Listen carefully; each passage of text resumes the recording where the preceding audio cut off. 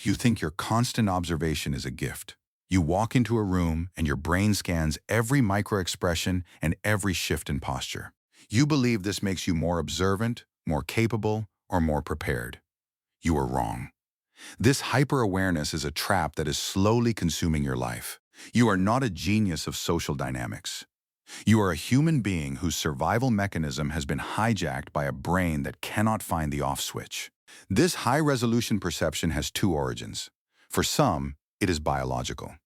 Your nervous system is simply wired as an ultrafine filter that processes every stimulus with high intensity. For others, it is an inheritance of survival. You learn to map the emotional climate of your childhood home like a meteorologist tracking a storm. You memorize the sounds of tires in the driveway or the tone of a slamming door to predict if your environment was safe. You survived by becoming a radar station. That radar has not turned off. In your adult life, this manifests as a constant, exhausting internal marathon. Your default mode network, the system meant for rest, stays locked in the on position. You receive a standard work email, and your mind spins a web of negative interpretations. You dissect the pause in a friend's voice or the shift in someone's breathing. You do not just experience life. You analyze, audit, and judge every second of your own existence. You are dancing while staring at your reflection, checking your posture, and losing the music. This hyper-self-awareness creates a cruel paradox. You become the emotional regulator for everyone around you. You absorb the irritation of your coworkers and the anxiety of your friends like a sponge. Your mirror neurons fire constantly, making you feel the pain of others as if it were your own. You become a container for the world's emotional waste, yet you find it impossible to let anyone empty your own cup. Your body feels every stressor, and your mind interprets every physical sensation as a threat.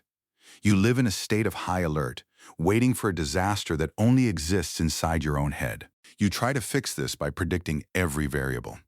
You simulate 10 versions of the future, hoping that if you see the disappointment coming, it will hurt less when it arrives. This is not protection. It is a slow withdrawal from reality. You are managing your life like a high-risk project instead of living it. You have to stop carrying everything. Begin by setting boundaries. Not every silence is a hidden insult.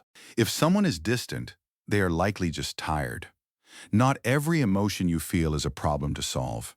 If you feel anxiety, observe the sensation without building a narrative around it. Not every insight you have needs to be voiced. You do not have to be the therapist for everyone you meet.